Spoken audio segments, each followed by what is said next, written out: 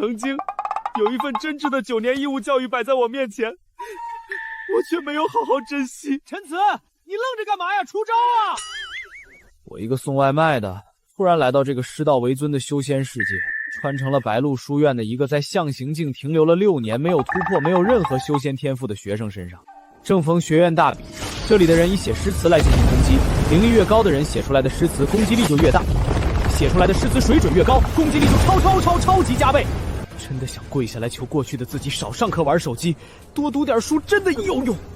而现在的我正在参加大比，如果失败就要因为年纪太大一直留级被遣送下山了，死脑子快想啊！既然陈师弟迟迟不出手，那我就不客气了。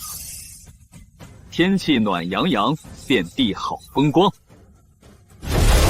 太厉害了，林师兄不愧是年轻一辈最有才华之人。巨作什么东西？还以为是我低估了自己，没想到我是高估了你们啊！这玩意儿也叫诗词？这个世界文化断层这么严重，那我的唐诗300首……他傻了吧？看他被吓到的样子。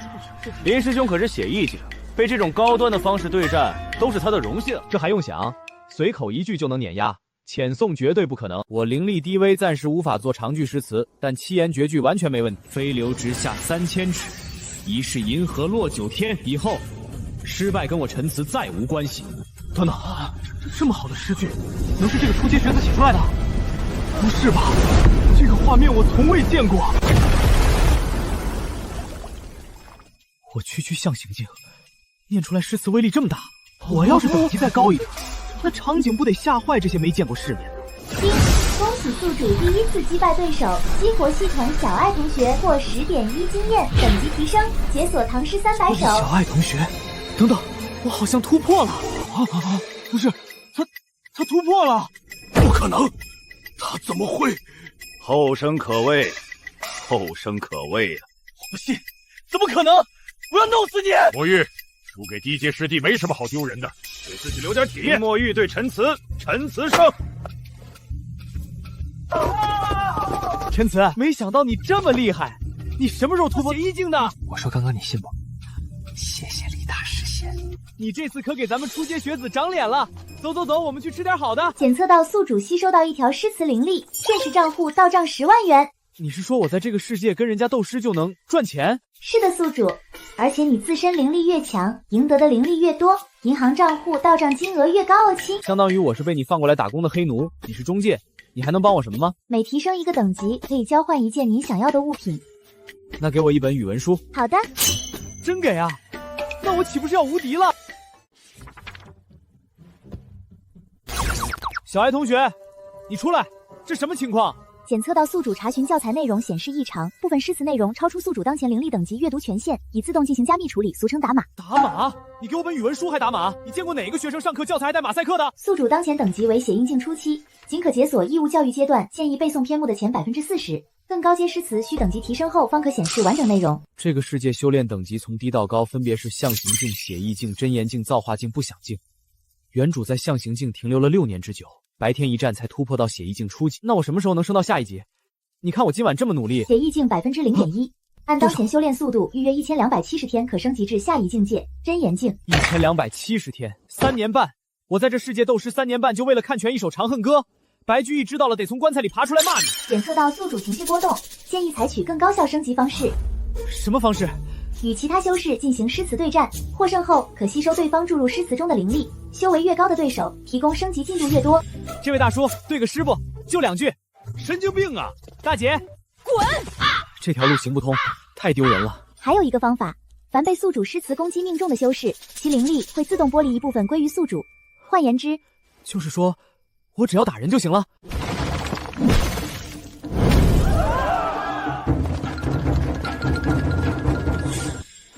不行！我刚来这个世界的第2天就被通缉，这剧本不对。宿主白天已过了诗词大会初赛，若打败更高等的对手，获得第1名，可解锁隐藏奖励。诗词大会高等级对手，那我岂不是？陈慈，我靠！你白天让我在满院师生面前丢尽了脸，今晚我带了4个师弟来，你若识相，跪下来喊3声林师兄，我错了。你笑什么？送上门的血包5个，还带打包的系统，你看见了没？就算我不主动，经验包也要自己踹门进来的。哦，没笑。林师兄深夜来访，是来找我切磋的。切磋？我是来教训你的。兄弟们，布阵！1、2、3、4、5，上山打老虎！真是瞌睡来了就递枕头，正愁找不到对诗的，我可真谢谢你。你们大半夜跑过来就写这，死到临头还嘴硬，力拔山兮，气盖世。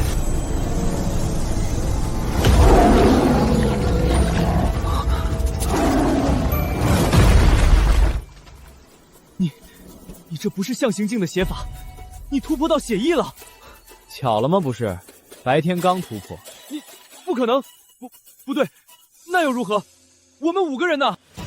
北风卷地，百草。哎呦血！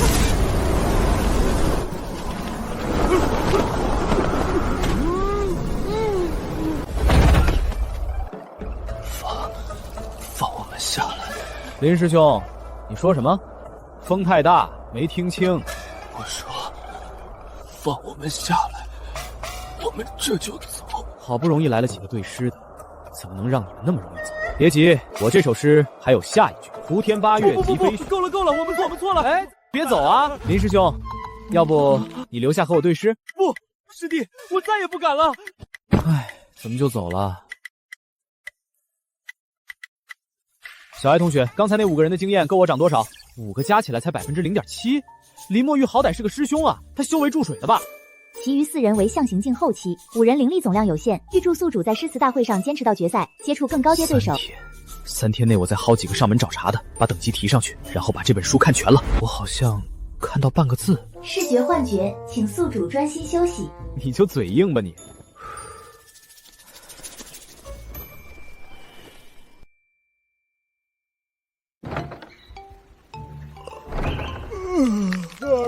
早上好。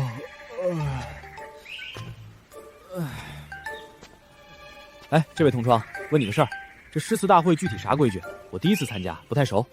就是擂台制，谁站在擂台上赢过所有挑战者，就是第1名。第1名可以直接拜院长为师。哦，那现在的擂主是谁？是我们初阶学子里的陈词。跟你说，他昨天可赢得太漂亮了。林墨玉学长本来已经守了95场，再赢5场就是第1。结果陈词半路杀出来，哗啦一道天河，直接把擂台砸了个大坑。你是没看见，整条银河从天上倒下来，林学长被浇了个透心凉，全院都炸了。同学，你看我像不像你嘴里那个陈词？现在大家又有机会了。林学长倒下之后，擂台重置，100个人全都排着队要跟陈词比呢。我明白了，谢谢你啊，兄弟。请擂主陈词上场。你院长，各位长老，我有个请求，咱们这样一个个打太慢了，我申请让台下99位同窗一起上。啊，什么？1对99？他疯了吧？就算他写的诗再气吞山河，他的灵力也扛不住99个人同时攻击啊！对啊，而且这些学子里面大部分等级都比他高，初阶、中阶、高阶全都有。轻狂小儿！先不说学院规矩百年无人敢破，你可知灵力消耗不均的结果是什么？主要是我肚子里没那么多墨水，就算唐诗300首背得滚锅烂熟，这一趟下来得交代出去1/3，省着点用，能群殴就不单挑。我昨日看到你那句“飞流直下3000尺”，确实惊为天人。我本来很看好你，但你若坚持1对99，就要承担灵力被99人合力撕碎的风险。院长，学生准备好了，那就一起上。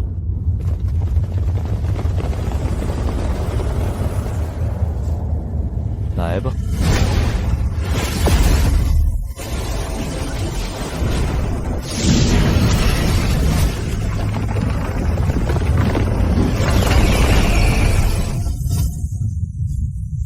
一夫莫开，万夫当关。我的喵，忘了系统不给看这一篇，我自己背2句也不行吗？死定了！死定了！死定了！死定了！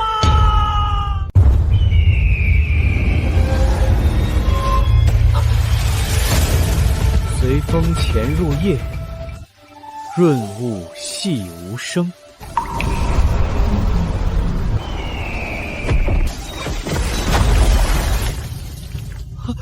他化解了，99道攻击全被他化了，怎么可能？那可是99道。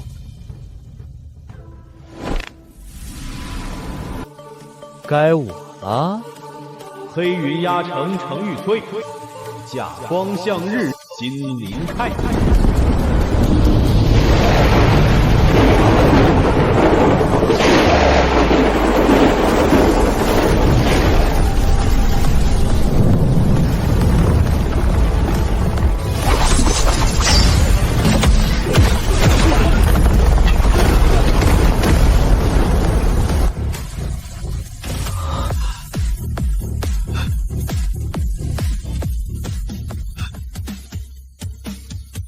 1对99，这怎么可能？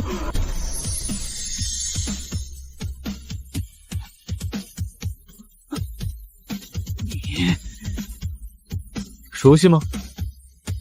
昨天你就是用这招对付我的。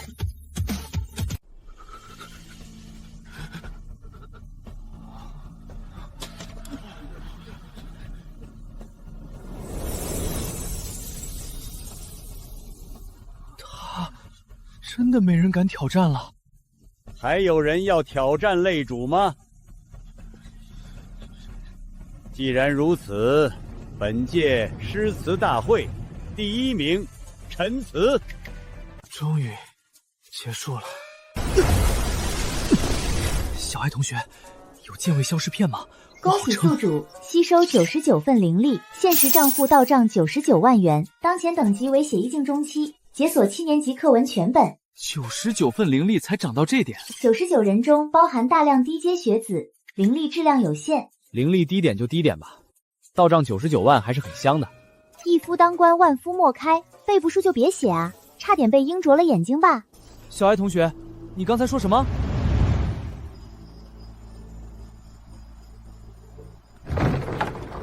院长找学生来，有何吩咐？陈词，你白天在诗词大会上力压99人，老夫甚是欣慰。按学院规矩，诗词大会第1名可拜院长为师。老夫想收你为内门弟子，你可愿意？内门弟子？内门弟子可享学院最高资源，最重要的是，可入藏书阁自由阅览。藏书阁？那我岂不是能搞到更多诗了？虽说这个时代文化断层，但总能找点有用的东西。学生愿意，多谢院长。哈哈哈哈哈哈！好，那从今日起，你便是。慢着，院长，此子先是用邪门歪道击败了墨玉，又在1对99的擂台上用了不知什么旁门左术，我怀疑他偷学了禁术。又来了，别人收徒关你什么事？对别人徒弟名额占有欲不要太强好了。我昨日亲自查验过陈词的灵力波动，干净纯粹，毫无邪气。他写出来的诗句灵力清正，是正经的写意之道。但一个初来乍到的学子，对象形境到血银境中期的跨越如此之快，确实不太寻常。灵力修为快慢各有天分，陈词天赋异禀，有何不可？院长，既然如此，我有一请。说，我要与他对战一场。若我赢了，内门弟子名额进藏书阁的资格归我儿林墨玉所有。我林某人从此不再过问他的事。哟，原来是林墨玉他老爹，难怪叫那么大声。儿子输完老爹上，你们家是搞接力赛的吗？荒唐！林长老，你是真言境强者，陈词不过刚入血意境，你一个真言境欺负一个刚入门的孩子，传出去我们白鹿学院过于不体面了。真言境，我愿意，林长老您别打死我就行。其实我也不确定能不能打赢，但万一赢了呢？真言境的灵力啊，那可是比血意境高了整整一个大境界，进度条不得蹭蹭蹭的往上窜。你小子疯了！他是真言境，写出来的诗能化成半真实的世界。你这小身板进去连骨头渣都不剩。院长，人生嘛，不过是一场豪赌。再说了，真要输了，院长看着就心地善良，应该会保下我这条小命吧。好，既然你执意如此，林长老点到为止，切勿伤人性命。院长放心。陈词，老夫不占你便宜，你先出。不用，林长老您先请。我先出背哪首？万一背错了，又像上次一夫当关那样当场散架，那乐子可就大了。让他先出，我还能看看真言镜的招式长啥样。好胆色！北风卷地，百草折，无天八月即飞雪。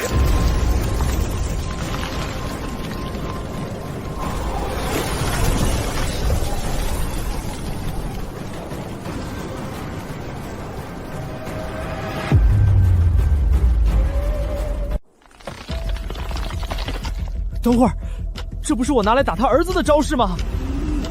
这个老登不讲武德，父子俩联合起来搞我。同一句诗，不同境界用出来差距这么大。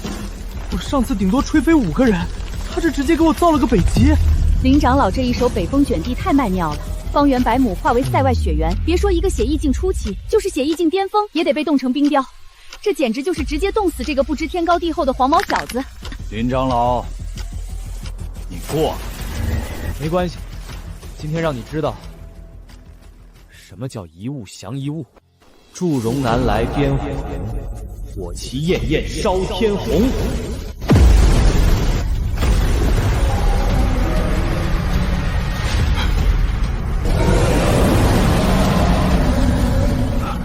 祝融，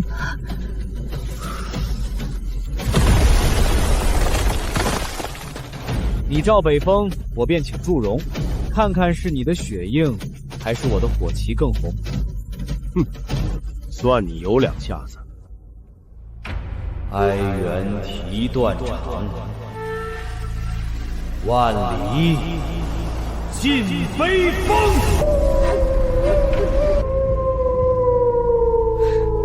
我好惨啊！我就是一个送外卖的，到这个世界没有外卖，没有手机，还要被人追着打。林长老，你打死我吧，活着好累。陈词，你清醒一点儿！你卡里现在有100万，还没花呢，不准输。你输了那些钱就跟你没关系了。啊，100万，我不能输。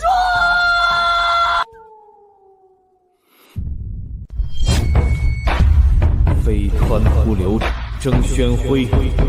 天涯转世万壑雷，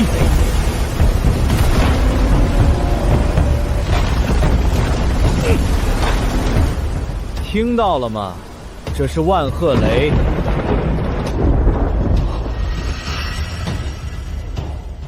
还没完，上有6龙回日之高标，下有冲波逆折之回川。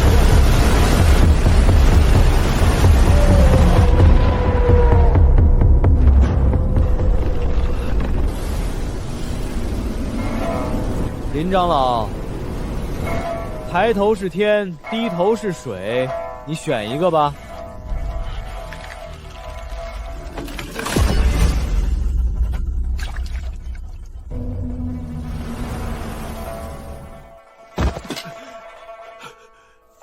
恭喜宿主吸收真言境灵力1缕，现实账户到账50万元，当前等级为血意境后期，解锁蜀道难。论语。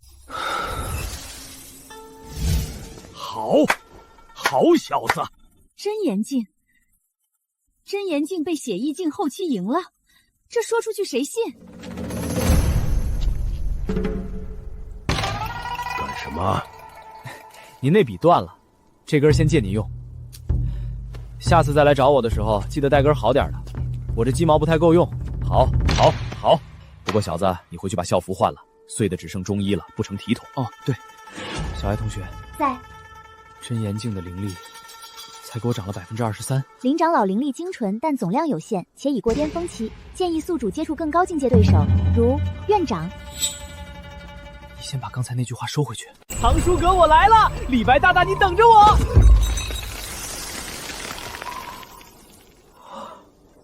不是吧，又来？我是学院的圣姑林芷嫣，你们林长老的姐姐。听说你在我闭关期间欺负我的老师弟弟，一片一片又一片。林长老，你弟弟哪里老实了？2片、3片、4、5片。等会儿，6片、7片、8、9片飞入芦花都不见，这位姐姐居然是龙叔叔的铁杆信徒吗？千磨万击还剑劲。你也是个前辈，适当讲点道理会怎么样？今天我就替他们讨个公道。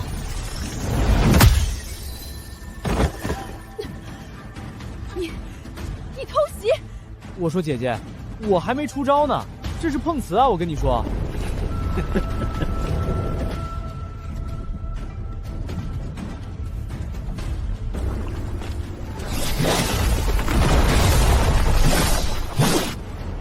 休要伤我书院学子！居然敢伤害院长！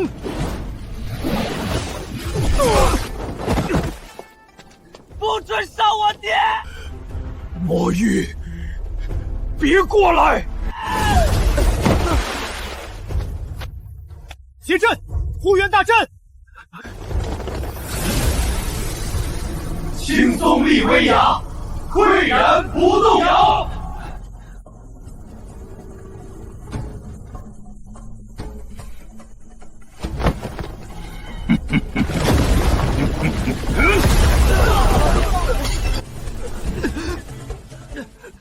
你不是很厉害吗？装什么死？你觉得我嘚儿啊？你们4个整整齐齐躺板板，我什么档次站着跟人家打？你，哎，这什么人？他叫影煞，和我爹同一届的，在书院修炼了20年没突破真言境，被驱逐下山，觉得丢人回来报仇。哦，留级生脱粉回踩。白鹿书院果然都是废物。我离了你们5年就修到了真言境巅峰，等我今晚把你们全杀了，就能突破到造化境。他离开书院后悟了个诡异的功法，不用借诗词，直接靠墨笔伤人，一点文化都没有。哟，还是个邪修天才。小爱同学，在。我能打过这个影煞吗？打不过，他目前是真言境巅峰，宿主血印境后期，差了一个完整大境界加一个小小境界，除非宿主突破到血印境巅峰，或许能勉强过2招。我要是救下整个书院，有什么好处吗？没有。你是真的冷漠。别过来，都别过来！我一个扶老奶奶过路都要攒人臣的正经好青年，怎么可能见死不救？何况院长老头对我确实不错。你干什么？院长，陈慈，你快走，你不是他的对手。我有个办法，您借我点东西。借什么？匣里金刀，血未干。臭小子！你借院长的灵力？这灵力真带劲！恭喜宿主突破当前等级血一境巅峰。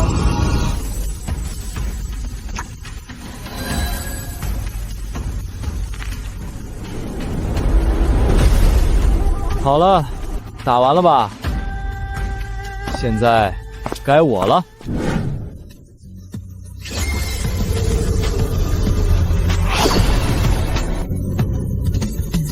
千山鸟飞绝，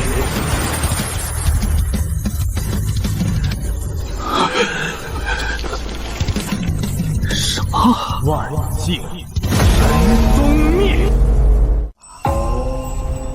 你一个血意境的小崽子，也敢站出来？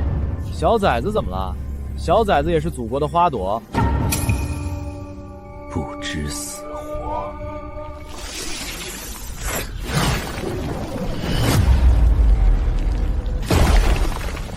嚯，力道挺大，不过速度嘛，差了点。嘴硬，我看你能闪几次！真言境巅峰，比林长老还高一阶，硬拼灵力肯定拼不过，得靠诗本身的威力把他砸懵。千山鸟飞绝，万境人宗灭。好干净的意境，你一个写意境的小子写出来的诗，能影响我的墨迹？这才哪儿到哪儿。孤舟蓑笠，独钓寒江。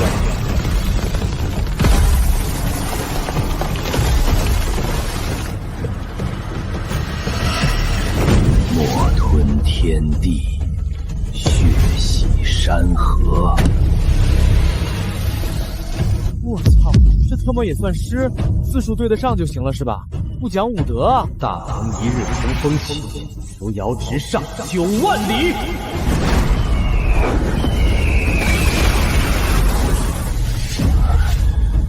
有点意思。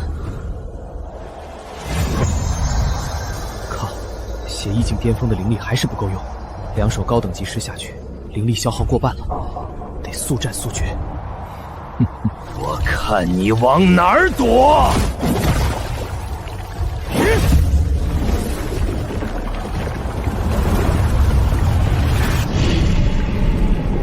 那就一招定胜负吧。蜀道难，蜀道难。地崩山摧，壮士死，然后天梯实战相勾连。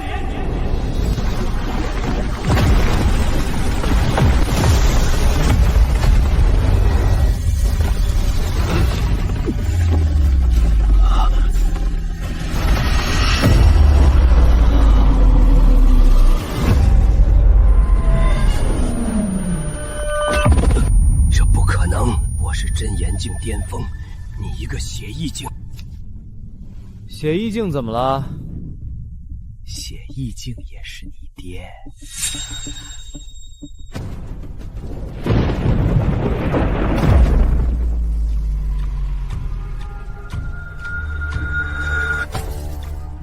警告：影煞的灵力含有大量邪修杂质，无法吸收，建议宿主直接消灭目标，否则后患无穷。消灭？我一个送外卖的。连鸡都没杀过，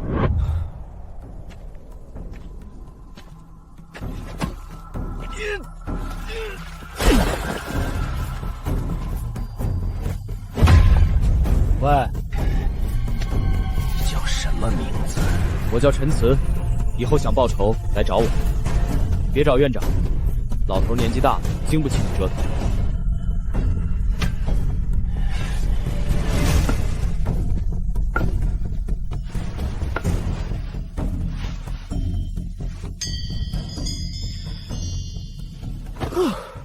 累死我了！好！臭小子，你救了整个书院。院长，您别拍我，我骨头都快散了。对了，那把金刀划了您胳膊一下，您别介意哈。借我一丝灵力，换你突破血意境巅峰，还能打退真言境巅峰的邪修，这买卖做得值。算你还有点用。林长老。您那根鸡毛还在吗？还你，留着，给您当个纪念。下次再打架，记得用鸡毛，比您的毛笔顺手。我弟弟的事还没完。姐，您今天先用冰刀砍了我，又被影煞抽了一墨鞭，咱俩也算同病相怜了。要不今天先休战，改日再找你算账。谢了。啊？你说什么？风太大没听清。我说了，谢了，走了。系统在。影煞没打死，我还放他走了，以后不会找我麻烦吧？喂，影煞睚眦必报，建议宿主尽快提升至真言境。行吧。对了，我今晚算不算救了全院？算。那有没有什么隐藏奖励？有，全书院好感度提升，奖励体能增强，反应能力提升。抗揍能力提升，抗揍，好啊，能抗揍好。终于结束了，我们快去藏书阁，在知识的海洋里翱翔吧。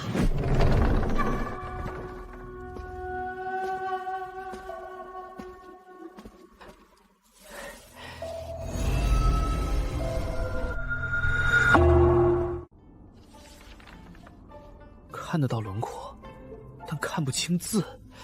这比拳打马还折磨人，就跟看视频卡在99%一样。突破到血印境巅峰之后，马赛克淡了但没全消，看来非水到真言境才能看全。可是怎么突破啊？跟影煞打了一架，经验条就涨了那么一小节。唉，还差一点点，再努力。谁？吵什么吵？看书就看书，嚷嚷什么卡在99%？你当藏书阁是你家炕头？婆婆好，你也是来看书的。我看书的时候，你爷爷的爷爷还在穿开裆裤呢。那您岁数挺大哈。你就是那个在擂台上1对99的陈慈。您认识我？整个书院都传遍了，说白鹿书院出了个疯子，写了句飞流直下3000尺，还把真言境长老都给揍了。运气好，运气好。运气？你管这叫运气？你那句“飞流直下3000尺”，是你自己写的？完了完了，要露馅了。是我。放屁！你一个毛头小子，写得出“飞流直下3000尺”，那是见过真正大山水的人才能写出来的句子。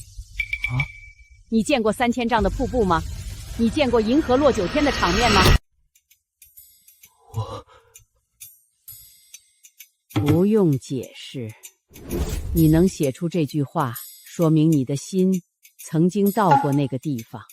不管你承不承认，你的心比修为走得远。我的心比修为走得远。我不过是个送外卖的，但李白的诗确实让我看到了那些东西。哪怕我没亲眼见庐山瀑布，读到飞流直下3000尺的时候，脑子里真有一银河从天上砸下来。写诗这事儿跟打架不一样，打架靠蛮力，写诗靠这里。你心里有东西，写出来的字才有分量。心里空荡荡的，背一肚子别人的句子，也不过是泼出去就干了。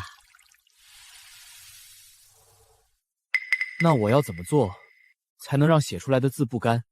等你心里真的有了，自然就不干了。我心里有东西吗？外卖订单、电动车、差评，好像都不是。那我心里到底有什么？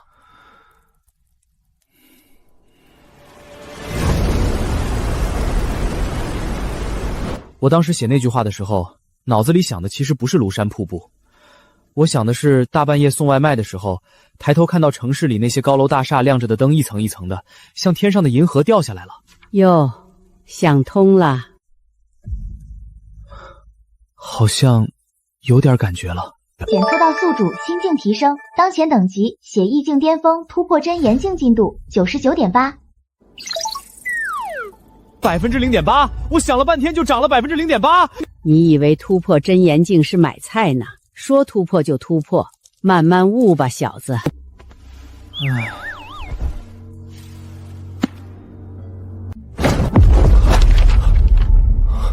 什么动静？白鹿书院的院长何在？本官乃京城御用诗人柳如烟。这又是哪位啊？奉旨巡视8大学院师道修为，你们院长呢？让他出来迎接。御用诗人，还叫柳如烟，名字比人还秀气。哼！你，对，就是你。你是白鹿书院的学子吧？下来，本官要先考考你。我？昨天学院元气大伤，的确只有我了。就是你，磨蹭什么？这位大人，您要考什么？你就是那个陈词，哼，看着也不怎么样嘛。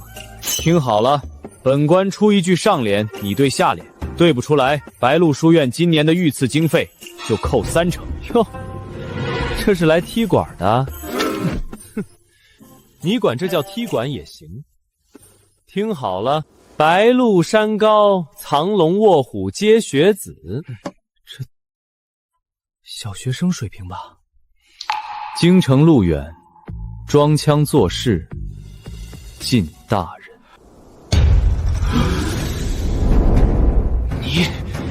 你敢辱骂朝廷命官？我哪儿辱骂了？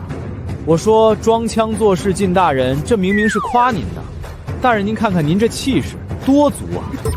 好，算你嘴皮子利索。那本官再出一道题。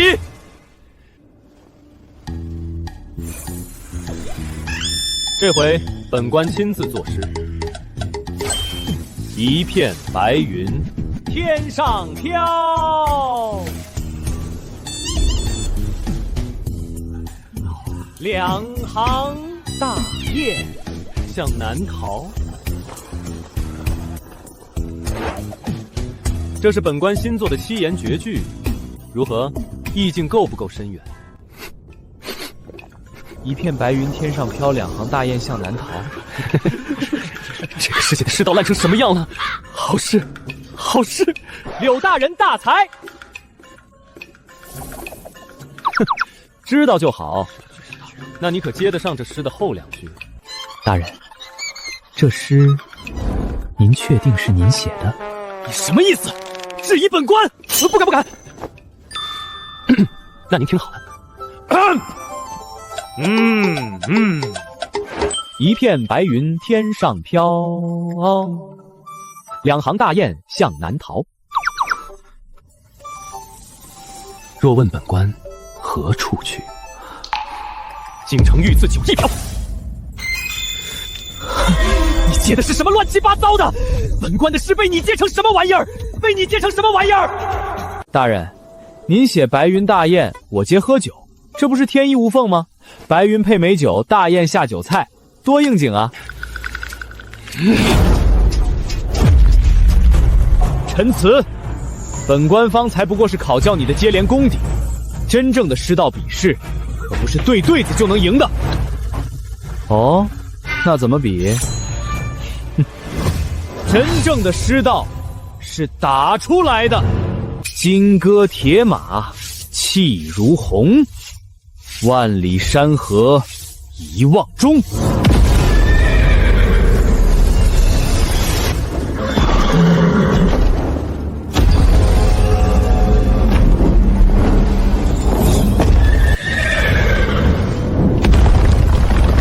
好家伙，这货比林墨玉那帮人强，至少他写的诗是不是天气暖阳那种玩意儿？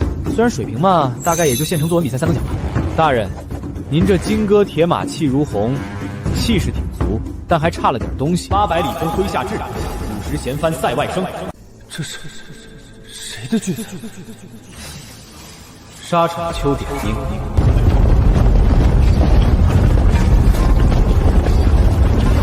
柳大人，您的气吞万里如虎，吞得下800里兵马吗？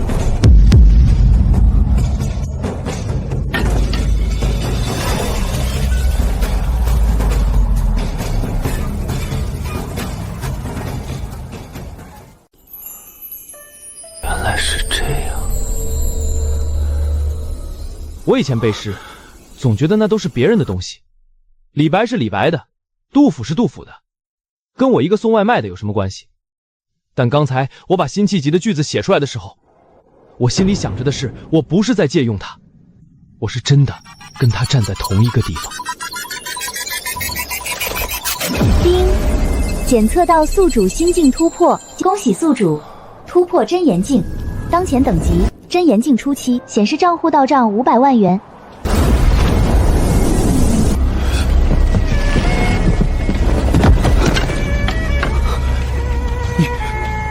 你突破了，就在刚才，当着本官的面。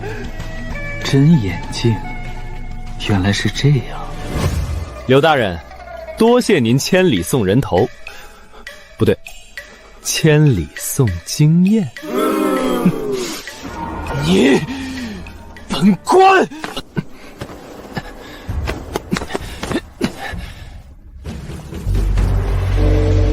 本官此来，并非只为巡视。哦，那还干啥？奉天承运，北境蛮族犯边已于3月，其军中唱诗人以瘦骨为笔，羊皮为纸，书写诅咒诗文，使我边境守军疫病缠身，军心溃散。现特令8大学院各遣精锐弟子奔赴北境，协同御敌。蛮族唱诗人，诅咒诗文。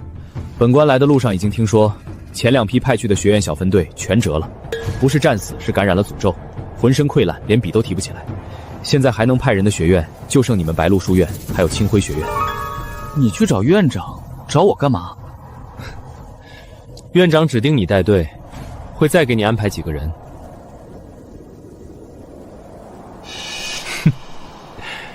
行，走一趟呗。反正刚突破真言境，正想找地方试试手。北方的风，应该比林长老那北风卷地正经点吧。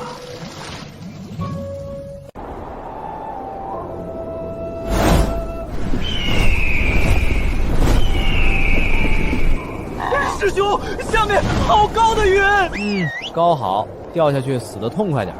师兄，咱们为啥不坐非洲啊？书院不是也有楼船吗？院长说经费紧张，非洲一趟油钱够吃3年烧鸡，这个环保，不烧油还免费。下面那位可是白鹿书院的陈词陈师弟。是我，慕容师兄好。陈师弟，白鹿书院穷到这个地步，一只猪毛鹤配一张破竹椅，就是白鹿书院的牌面。即刻上场，别被蛮族一脚踩成鹌鹑蛋啊！你们，慕容师兄，非洲确实气派，不过我这个也不差，一只仙鹤。你是打算飞到北境再炖了吃肉？北冥有鱼，其名为鲲。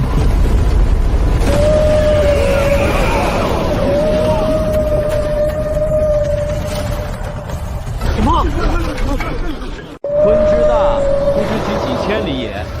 慕容师兄，您那9只金鹏，加起来够他3牙碰了。师兄，你把它变出来了，活的！师兄，你这哪是坐骑啊？这是海洋生物入侵啊！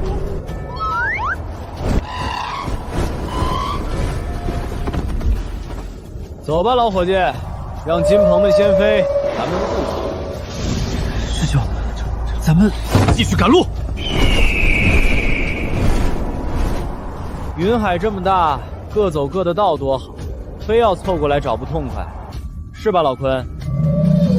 师兄，这鲲能一直带着我们飞到北境不？其实我也没想好怎么让他往前走。他刚才是从云里跳出来的，又没有导航。师兄，这怎么回事？第一次写这东西，灵力不够持久，正常。继续赶路，非洲早就没影了，咱们慢慢追。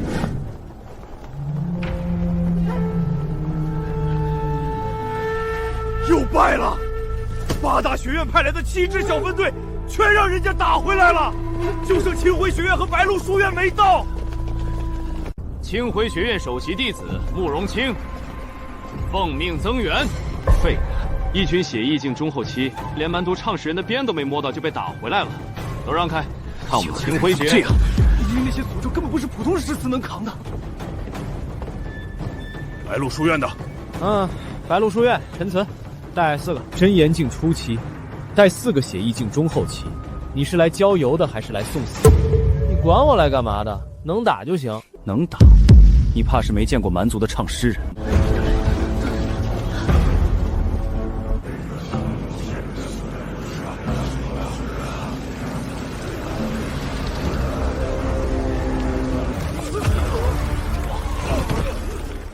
哼，看我的！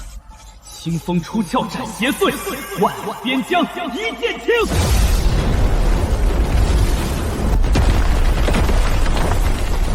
什么？我写的可是真言境初期的剑意。又败了！快撤！全员撤下城楼！这清风斩邪祟架势不错，可惜剑不够快。你行了，该我了。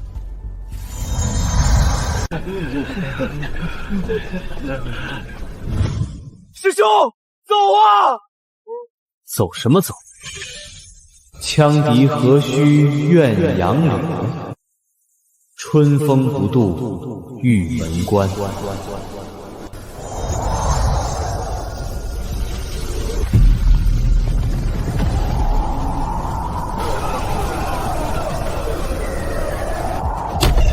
哪儿来的风？谁的诗能吹散诅咒？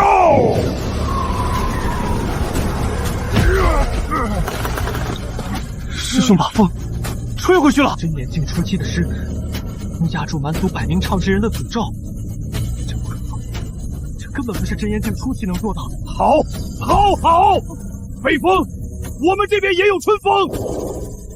喂，那个拿鼓杖的。你们用血来写诅咒，我们用苦气来写诗，哪个更硬？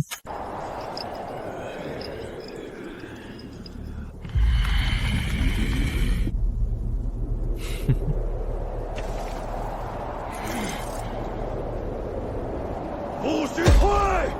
把骨头给我！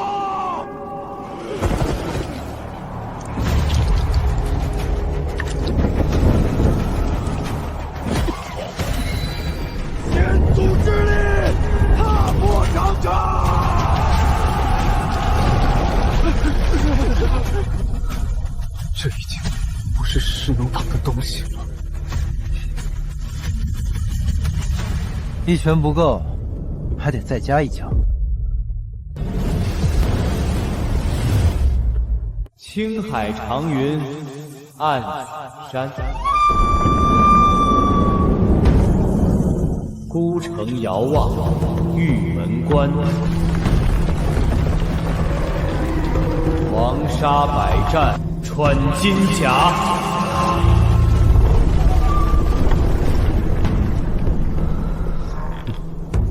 不破楼兰终不还。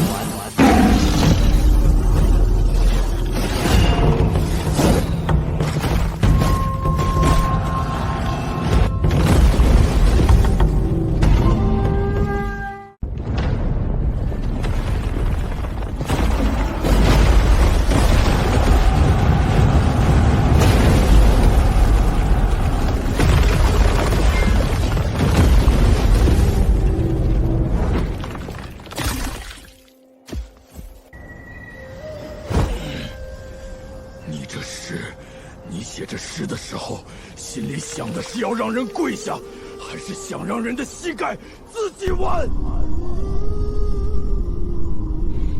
我想的是，让你记住这条路，记到以后你半夜做噩梦，梦里都有一座关，关上有一个人，他写了一排字，字上有一道金甲线，金甲线的另一边，没有你站的地方。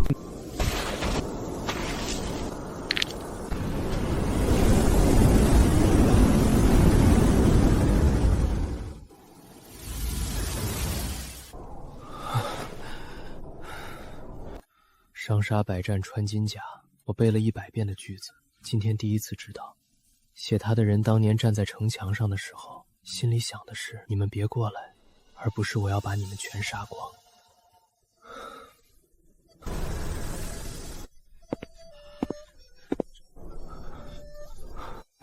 战略威慑评级历史级，蛮族完整退兵至黑山以北，灵力消耗过量，建议宿主休息不少于12个时辰。军队才长这么点灵力。蛮族的诅咒虽力量强大，但筛选掉不纯粹的灵力，只能吸收2层。陛下，臣等从北境归来，本应报捷，但有一事不敢不奏。白鹿书院陈词以一手师退蛮兵，护住了边城，本是大功一座。然边城军民从此只知陈词，不知朝廷。更有甚者，已在城门口悬挂陈词画像，日日焚香供奉，口称陈词在，边关稳，朝廷远，莫如臣。果真如此，边关岂非成了他的私地？区区一介学子，竟让边城居民只认他不认朝廷，这还了得？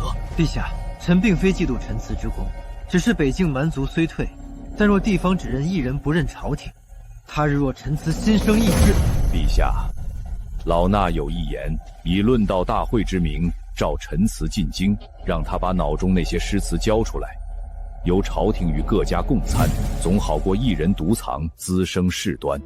那就照大师说的办，召陈词进京。嚯，这阵仗比北境还大。陈词，陛下召你进京，是为论道大会。你那些来路不明的诗句，今日需向天下修行者交代清楚。慕容师兄，上次我见你的时候，你还在北境城楼上被诅咒黑雾拍得吐血呢，这么快就活蹦乱跳了？恢复得挺快啊！你少扯闲话。北境之事，陛下自有公断。今日请慧能大师亲自与你论道，你若问心无愧，何不敢接？陈施主，老衲听闻你在白鹿书院短短数日，连破数级，直达真言境。你所用的诗词句句精妙，字字珠玑。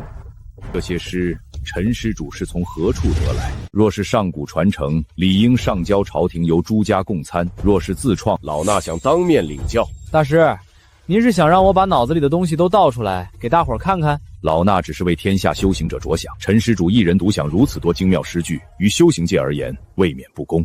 大师，您说不公，我脑子里的东西是华夏文明5000年的积累，5000年的风吹日晒、血泪山河、喜怒哀乐，全装在这些字里。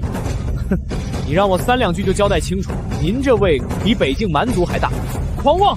一个真言境初期的小子，敢对慧能大师如此无礼，跟他废什么话？先拿下再说。一招一式，一来一回，多累！打完了这个打那个，得找个人帮我的。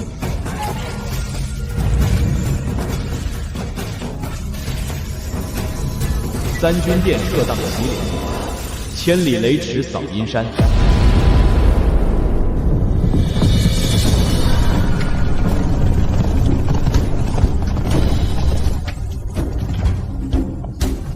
你召我来，就为了挡这些？霍将军，辛苦您了，一个人全包了，打完有奖金。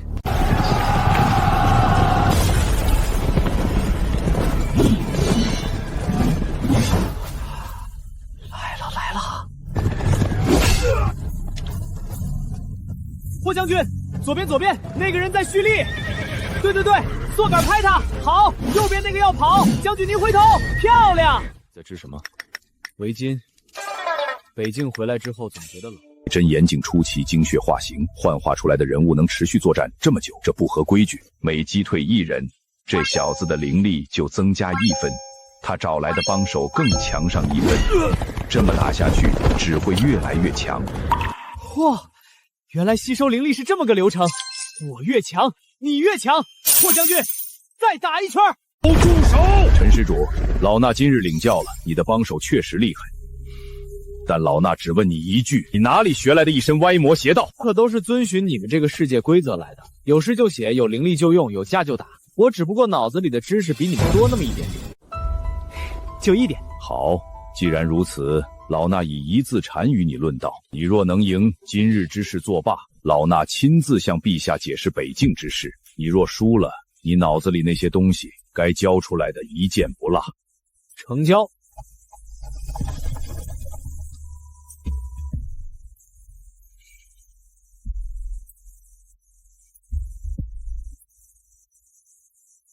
得再想想下一关怎么过。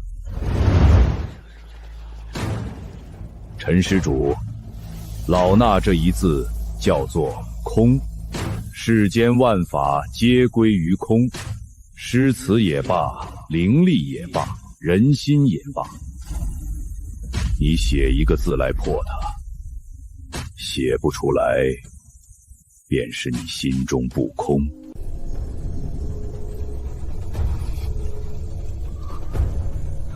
怎么感觉自己的脑子像是被人放了个吸尘器？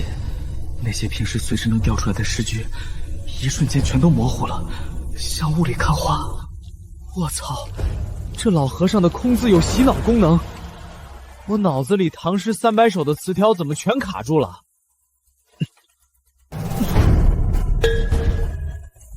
空，大师，您这字写的确实好，不过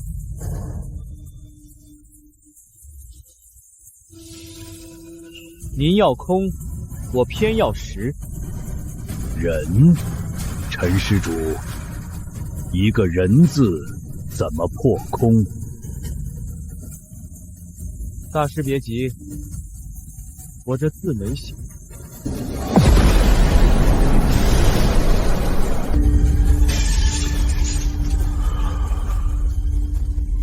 大师，您要空，空是一切都没有，什么都不是。但我这个人字，人字里有个人，人字有2笔，一笔是你，一笔是我。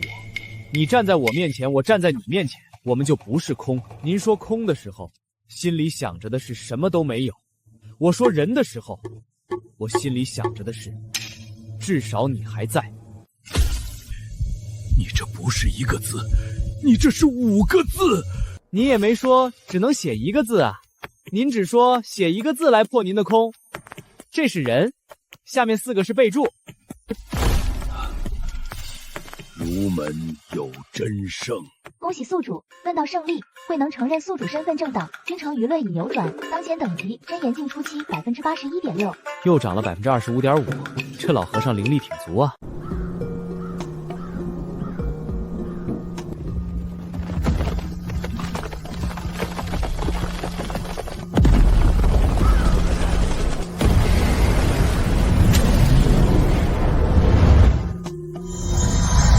文圣灵，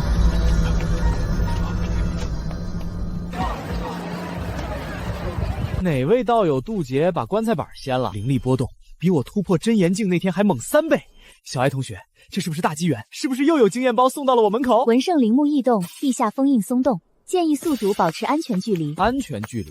我来这个世界的字典里没有。谁？老邓，你不讲武德！要怪只能怪你这双手写出来的东西太可怕，一根鸡毛写了多少惊世骇俗的句子。今日若不除了你这双手，他日你写出比仁者爱人更厉害的东西，天下还有谁治得不住你？大师，您这是怕我，还是怕我脑子里那些您没有的东西？随你怎么说，带下去。小艾同学，我被人绑了，你不管？精神上鼓励，物理上不管。你是真不怕我被人剁了？宿主虽被禁灵，但体内真言境根基未损，此等反铁镣铐困不住你超过半个时辰。况且这种小麻烦还用不着我出手。行，小麻烦，那大麻烦来的时候，你可别装死。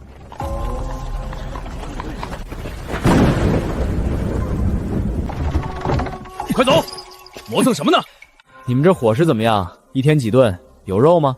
没肉我可投诉啊！你当这是客栈？环境一般，通风不好，采光差，差评。大师，文胜陵地下宫门开了，300年前陨落的文胜骸骨被人复活了，变成了一具会杀人的文尸，守墓人全死了，附近的村子也被波及。谁干的？据现场目击者说，是一个穿身玄色长袍、拿着巨笔的男人，自称影煞。带他一起走。大师，上面的意思是关着他。文尸不是普通修行者能对付的，他或许能有点用。您刚把我关进来，又要把我放出去，您是数翻书的吧？你最好祈祷你那双手还写得出来东西，否则文尸杀完所有人之后，下一个就是你。那玩意儿到底什么来路？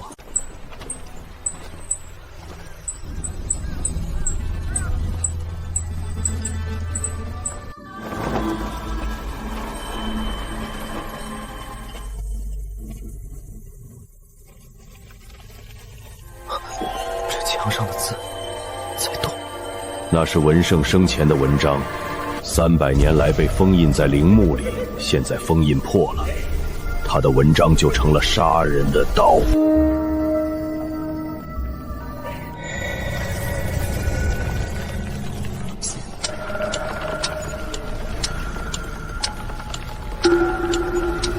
卷穹列玉简，赤符镇山河。自古天地气，文章动九冥，这已经不是真言境能挡的了。大师，您这镣铐能开不？现在知道急了？我不是急，我是怕您那道金光碎了之后，我们俩都变成墙上那些字的注笔。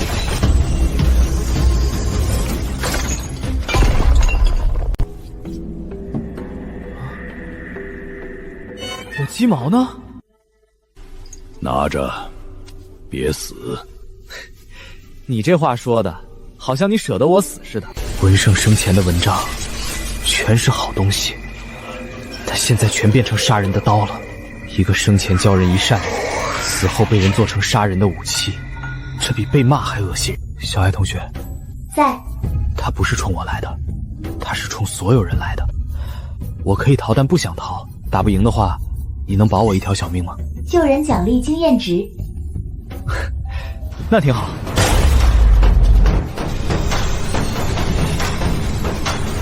来了，文胜前辈，对不住。绝不可以青出于蓝而胜于蓝。文胜前辈，您写了那么多文章教人做人，不是为了让人拿您的骨头当武器用的。冰水为之而寒于水，后生可畏，焉知来者之不如今也。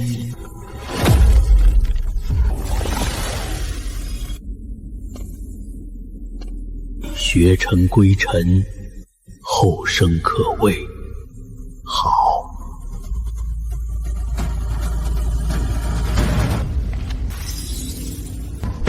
丁，吸收文胜遗则，等级提升至真言境巅峰，解锁文圣部分衣钵传承，解锁诗经、礼记，现实账户到账500万元。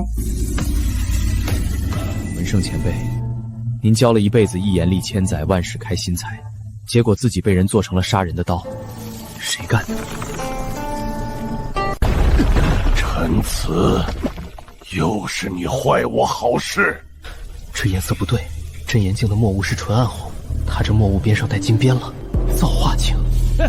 你以为文圣陵里只有文师值得拿？我在你进来之前，已经抽走了陵墓中残存的文圣骸骨本源之力，虽然只抽了半成，但足够我突破造化境。我影煞不靠诗不靠词，照样修成了造化。凭什么那些写2句酸诗的废物就能高高在上？凭什么我拼尽全力也写不出一首像样的句子，就要被各大学院排挤？凭什么为官为民都要看文学底蕴？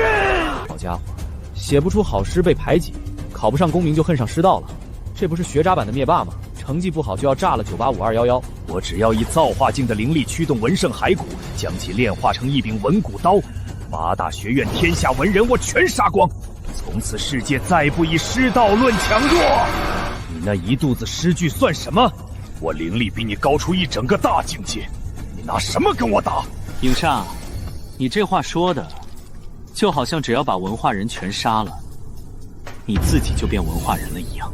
你说世界不应该只以师道论强弱，这话我同意，但你觉得炸了学校杀光文人就是解决方式，简直可笑。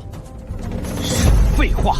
可事实就是，我脑子里的东西就是比你邪门歪道出来的东西强，邪不压正。今天我就用文化人的方式把你打服。黄河之水天上来，奔流到海不复回。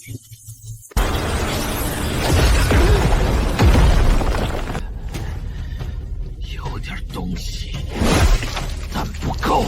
精血化雨，墨咒天清。这鱼有剧毒，沾之即腐。真够脏的。不过你有墨雨，我有琵琶，千呼万唤始出来，犹抱琵琶半遮面。出来，犹抱琵琶半遮面。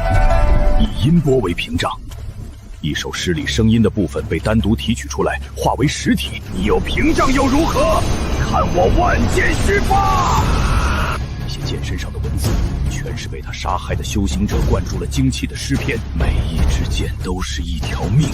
你嘴上说着看不上写诗写词的修道者，但他们写的诗句结出来的灵气，你倒是照用不误。影煞，你比我想象的还不要脸。哪来那么多道理？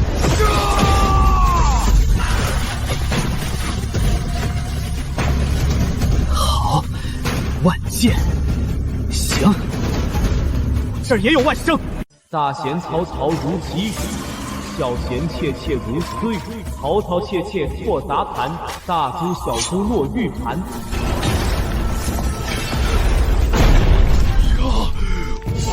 我为何动弹不得？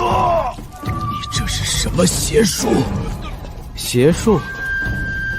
我写的可是正经的古诗，你动弹不得，是因为我写的是音律之法。琵琶行写的就是声音，你的毒箭，你的墨雨，你的邪气，本质上全是噪声。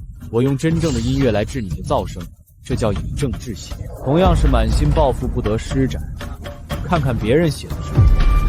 同是天涯沦落人，相逢何必曾相识。人家弹琴的姑娘和你一样命苦，但她弹的是无声胜无声。你呢？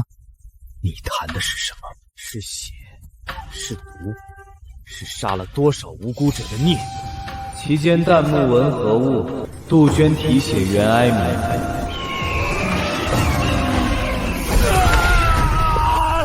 住手！住手！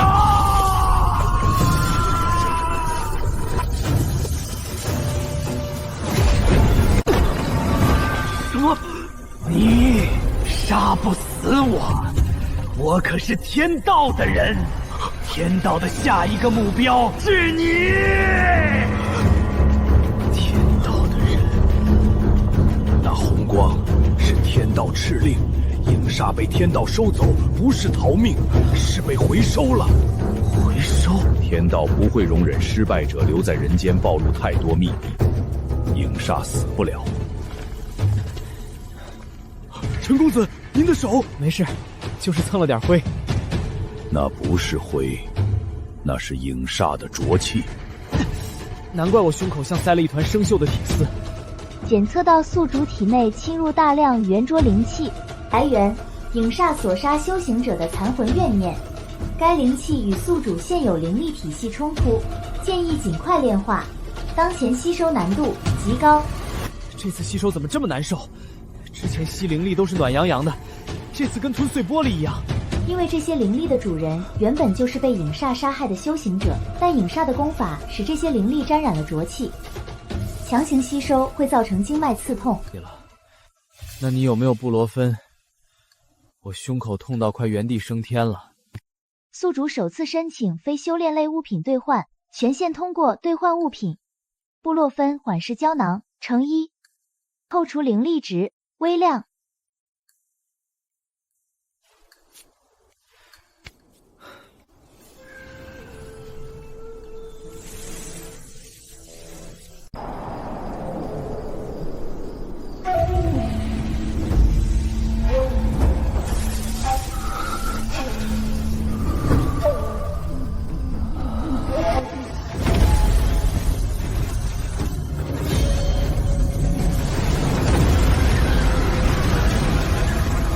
恭喜宿主突破造化境，当前等级造化境初期，道德经，现实账户到账1000万元。臭小子，总算醒了！老衲可是为你护法了3天3夜，连口水都没顾上喝。谢谢你啊，你人还怪好的，没趁机杀了我。你不会还想抓我回去默写课文吧？我可跟你说，我刚刚可是救了你们一命。文圣陵那棺材板是我按回去的，那文尸也是我摆平的。你不给个锦旗就算了，别恩将仇报啊！老衲倒是想抓你。但你现在的修为比老衲还高一个等级，老衲打不过你。哦，对，造化境了，那确实打不过。不过，你还是得跟老衲回一趟皇宫。干嘛？又要论道？因为你已经被天道标记了。也是时候去看看这个天道到底是什么。为什么说下一个目标是我？这是文圣陵中老衲趁乱取出的残卷，上面记载了300年道文圣陨落的真相。你应该看看。天道立世，本应护佑苍生，然300年年间，天道渐生思念，以维持平衡之名压制天下文章精魄。凡能写出撼动天地之句者，皆被天道标记削弱诛杀。文圣之死非天劫，乃天路也。所以300年前，文圣不是渡劫失败陨落的，是被天道杀死的，尸体封进陵墓，文章散落八荒，还被扣了个天劫的帽子。这手法够狠的。文圣死后，此世界的师道便逐渐式微。8大学院的诗词水平你也亲眼见过，那些所谓的意境真言，不过是在天道划定的框框里打转。此后300年，凡有精彩绝艳之人，写出超越时代之句，要么莫名走火入魔，要么意外陨落，要么被冠以邪道之名驱逐天下。所以，影煞说的天道不是世界运行的规律，是一个有自我意识的东西，个活着的、会嫉妒、会杀人的裁判。影煞就是他选中的工具之一，或许还会有另一个影煞，或许会直接降下天罚。总之，天道不会允许有超出这个世界的文明存在。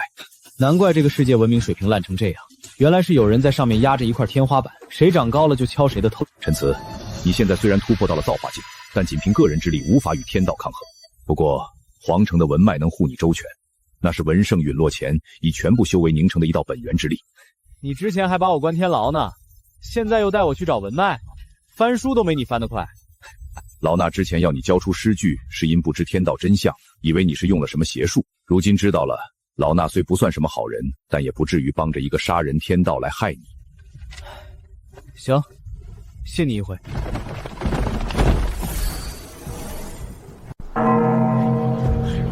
这4人的胡须加起来大概能绕我2圈。翰林书院4位院士皆为造化境中期，按规矩，欲入文脉者需通过4老联考，考不过便不能入。4个人一起上，若连吾等4人的尸阵都破不了，入文脉也是送死。哼，他以为他是谁？4院士联考，白庐书院建院以来从没人通过。他那些诗句肯定是哪里偷来的。文圣陨落之后，他的文章散落各地，这小子说不定挖了哪个墓。你说我证据吗？没有证据你别瞎说啊！我告你诽谤。4个造化境中期，行，正好试试刚突破的强度。会当凌绝顶，一览众山好。这座山不简单，以真言境巅峰的诗句应浩武等4人合力，竟能抵住一瞬。无边落木萧萧下，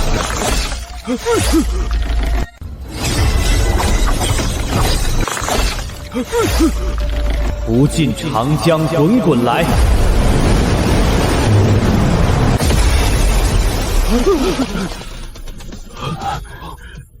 4位老先生，还来不？通过，门脉入口在你身后。不可能，他怎么做到的？他那些句子根本不是他能写出来的，肯定是偷的文圣陵里的遗作。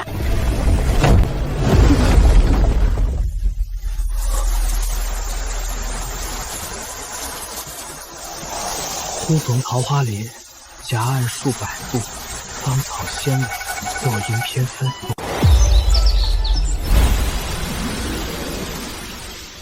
这地方比我见过的所有风景区都好看。陈词，听好，去找到诗道碑，然后用一首足够分量的诗与碑中文脉产生共鸣，唤醒它。但历代试过的人都失败了，碑中蕴含的文圣意念太强，寻常诗句根本无法撼动。你可以一试。行，试试呗。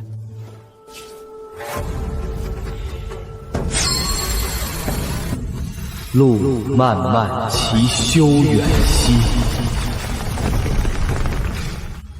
吾将上下而求索。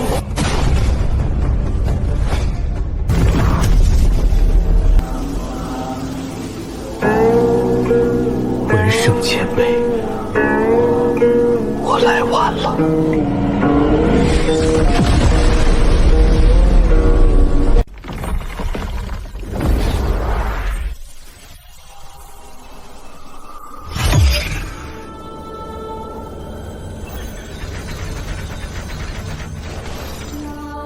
文章本天成，妙手偶得之。天道不仁，以万物为刍狗。然人心有人，以文字为周矣。今日我死，文字不灭。后生若得此碑，必续此道，替我把天捅个窟窿。我看到他了，文圣陨落前的最后一刻，那些金光，那些缠住他的金光，和打在我手上的红光是同一类东西。检测到宿主吸收文圣遗志最后一篇未尽文章的共鸣碎片，当前等级不变，解锁特殊能力文脉共鸣。文脉共鸣就是攻击加成。好，这把刀我先收下。多谢文圣爷爷。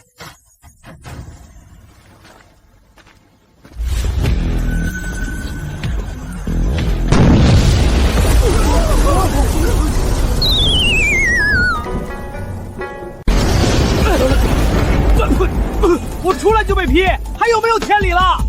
老秃驴，你不是说皇城的文脉能护我周全吗？这雷怎么回事？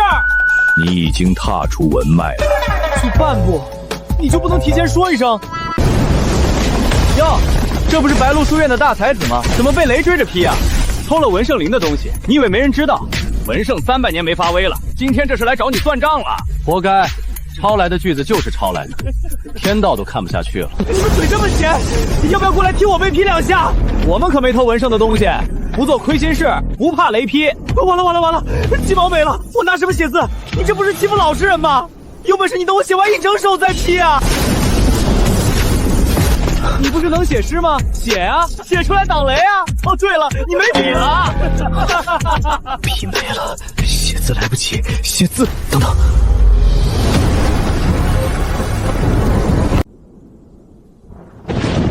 我为什么要写字？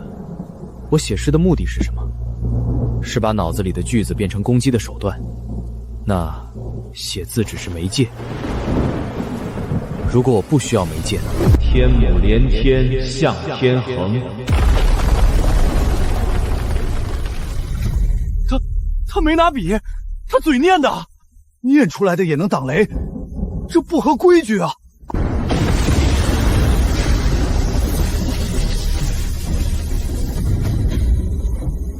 不用写字，用嘴就行，我念出来就能打。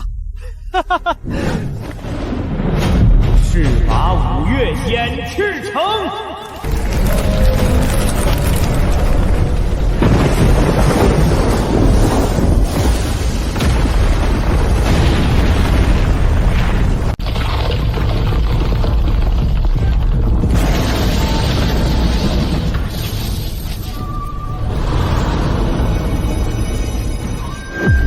该想到的，诗在心中，不在纸上。检测到宿主解锁心念吟诵能力，诗境发动不再依赖实体媒介，仅需准确念出诗句即可。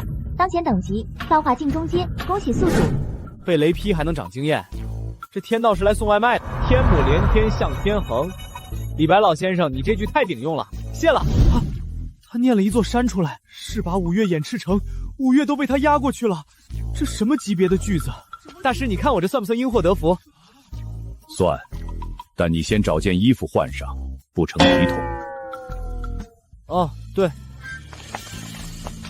陈词小友，你方才所用的诗句威力之大，我等闻所未闻。你既已入过文脉，想必掌握了文圣的某些遗篇传承。那些诗句不该由你一人独占，请你在此写下所知的全部诗句，由八大学院共同参演。陈词小友，你方才所用的诗句威力之大，我等闻所未闻。你既已入过文脉，想必掌握了文圣的某些遗篇传承。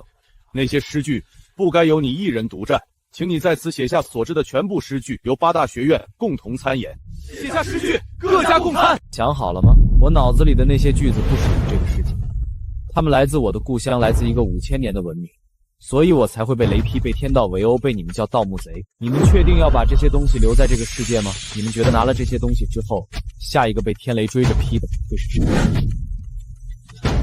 想清楚了再来找我，我不跑，我就在这儿等着。但下次开口之前，先掂量掂量自己的肩膀，扛不下来。大师，走吧，找个地方换衣服。大师，天道没把我劈死，但我觉得他不会就这么算了。天道从不会放过任何超标者，他自然会换一种方式来找你。只是老衲也猜不透。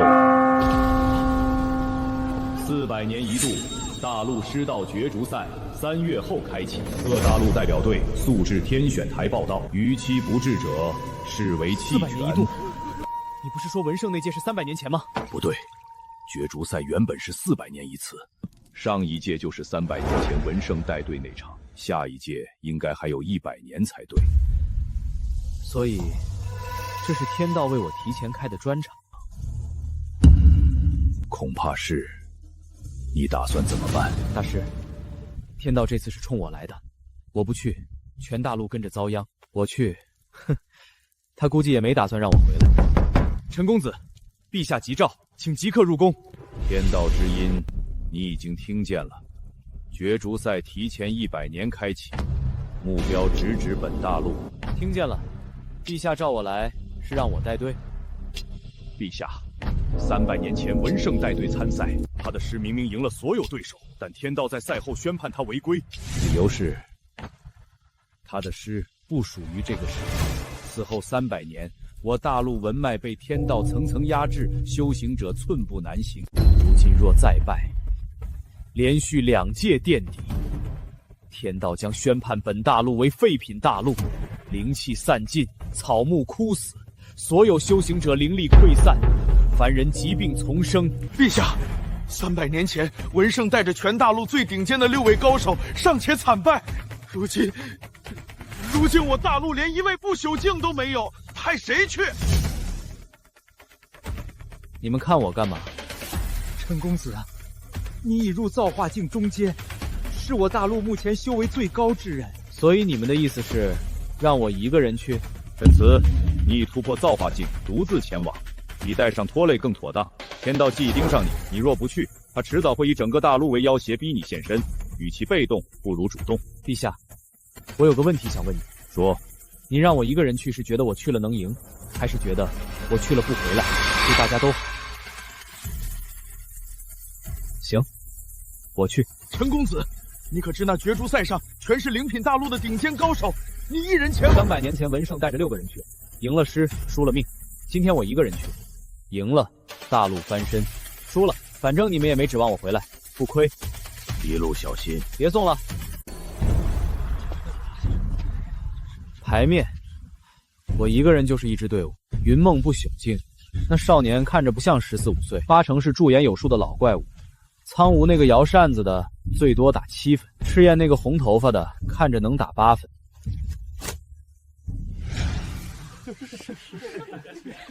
哟，未平级大陆的队伍呢？怎么就你一个人？其他人呢？是来不了了，还是压根儿没有？一个人也敢来？你是来送死的还是来旅游的？我看是来凑数的吧。未平级大陆本来就没什么能拿出手的，派一个人来省路费呗。我是来拿第1的。拿第1？你一个人？你知道灵品大陆的队伍是什么境界吗？你知道云梦那个领队是不朽境巅峰吗？你知道300年来没有任何未平级大陆进过前3吗？300年前，我们大陆的文胜带着6个人来了，他赢了师，只是天道判他违规。今天我来了，1个人，我比文胜少带6个人，但我脑子里的师多了何止600年。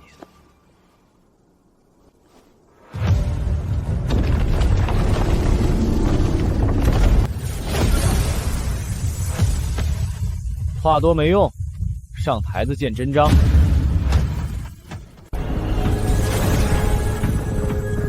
天道使者，天道亲自派下来的。百年未有，天道使者亲自现身主持，这届角逐赛不简单。本座乃天道座下使者，奉命主持本届角逐赛，规则由天道定，胜负由本座裁。各队听令，第1轮破题。天道给出主题，各队现场创作，由本座与碑灵共评，1炷香时间计时开始。1炷香后仍未交稿者视为弃权。72分，稳了。再来第1。86分，不够。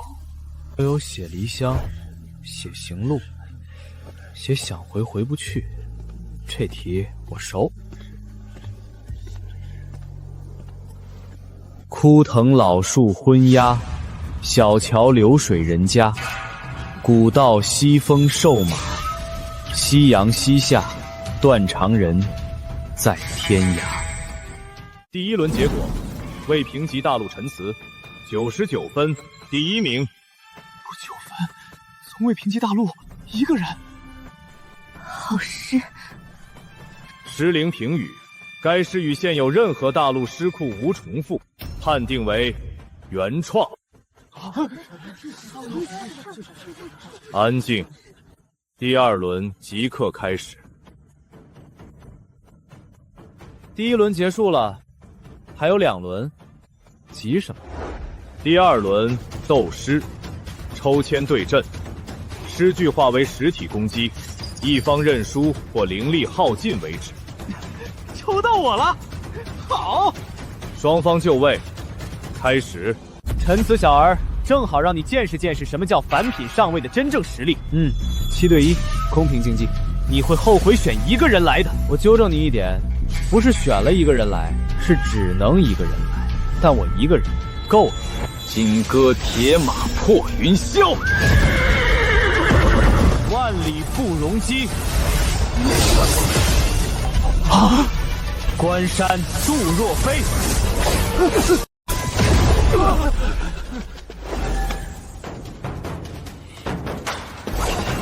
铁气突出，刀枪鸣，朔气传金柝，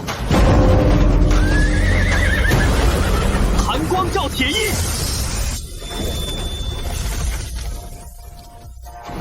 将军百战死，壮士10年归。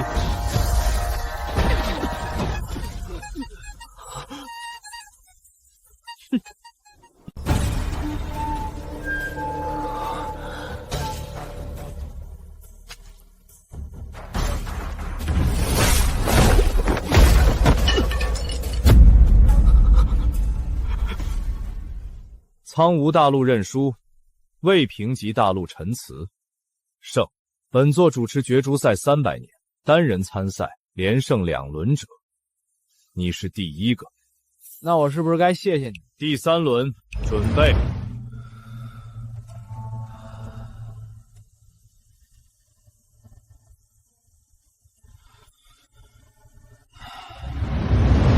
300年来，没有任何未评级大陆的队伍能撑到第3轮。你一个人打了2轮，灵力还剩多少？够用。第2轮你念的诗里有一句“将军百战死，壮士10年归”，那首诗的全篇你还有多少？够你听完一整局斗诗。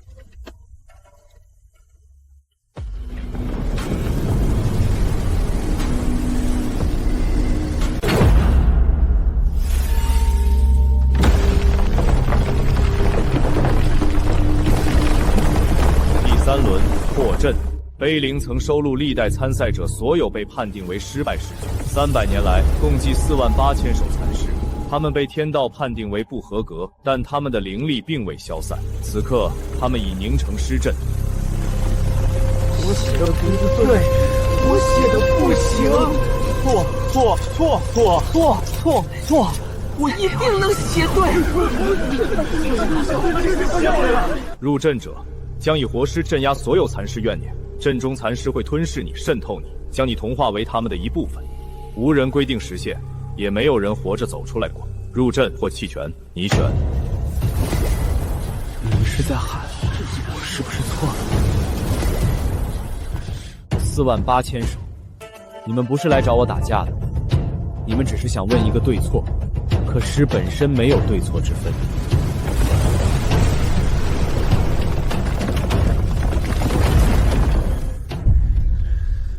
月落霜满天，后面是什么？我忘了。不对，又不对。我写了3遍，改了7遍，还是不合格。我不够好，我写错了，我应该再改改。你们没错。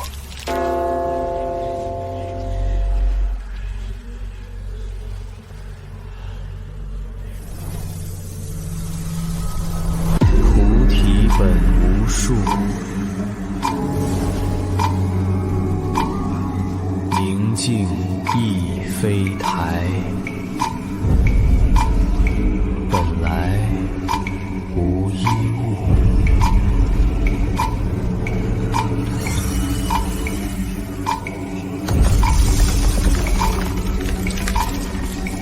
何处惹尘埃？本来无一物，你们本来就没有错，是那个判定你们错的东西才是错的。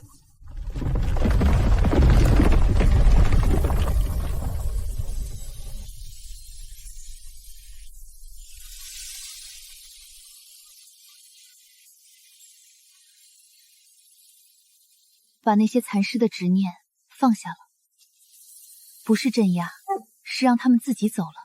本来无一物，何处惹尘埃？这首诗不是写给天道看的，是写给那些被天道否定过300年的人看的。48000首，我没有镇压他们，我只是告诉他们，他们不需要被判定。第3轮破阵，未评级大陆陈词，阵未破，阵自解。48000首残尸已全部消散，通过。角逐赛结果，第1名未评级大陆陈词，评级晋升仙品，次名新词大陆。宿主所在大陆评级提升，未评级仙品，宿主个人等级提升，造化境中阶造化境巅峰，现实账户到账5000万元。300年前，文胜被判定违规的时候，你站在台上，心里有没有想过，或许他没错？尘埃尽，本来无一物，你们本来就不该被关300年。走吧，别再回来了。陛下，天选台方向传来消息，角逐赛结果已定，我大陆，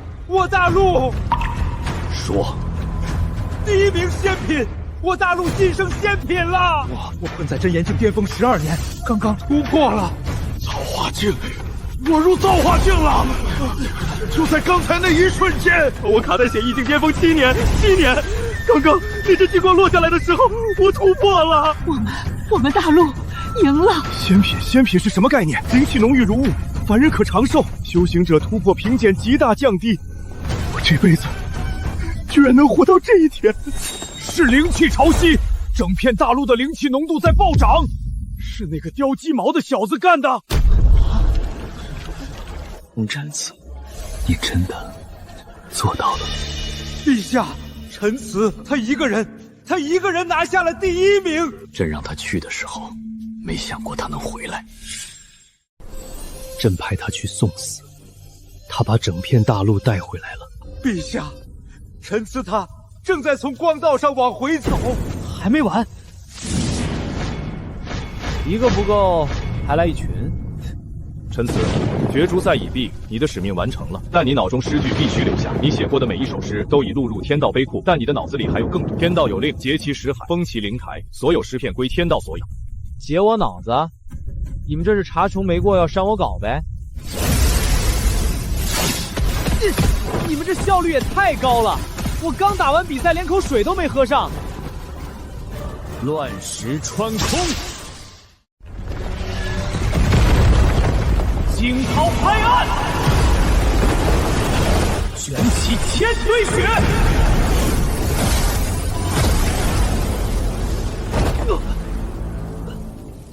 10个造化境巅峰，唯有我一个，你们这是单挑还是群殴啊？检测到宿主灵力剩余量21%，建议撤退。退？撤哪儿去？天道明显是追着杀。陈词，交出识海，天道留你全尸。你们要我的尸？行。我给你们，但我怕你们接不住。三圣道脉成天火，万古长夜一灯明。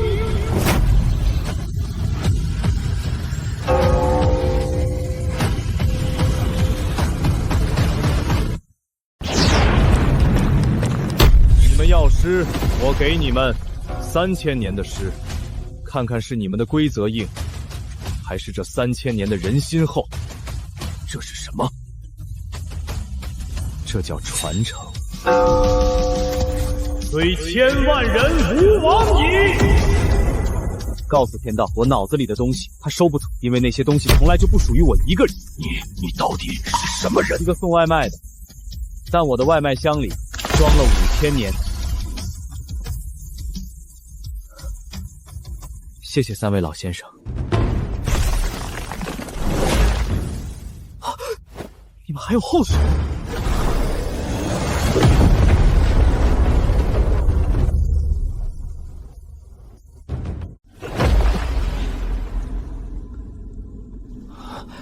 这什么地方？虚空裂缝，天道的垃圾场。所有被天道判定为多余的东西，过时的规则，失败的诗句，被淘汰的修行者，都会碾碎、压缩、封存在这里。这里是世界之外的夹层。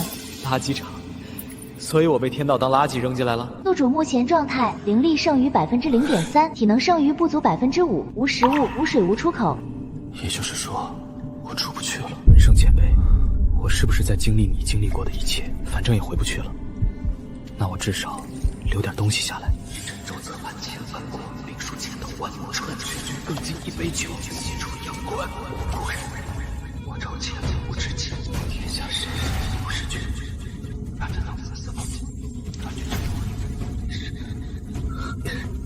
果然，我也成了下一个文圣了。5000年的火种，千万不能丢了。检测到宿主完成诗毕，共计4300余首诗，突破不朽境。够不够当个纪念？够了。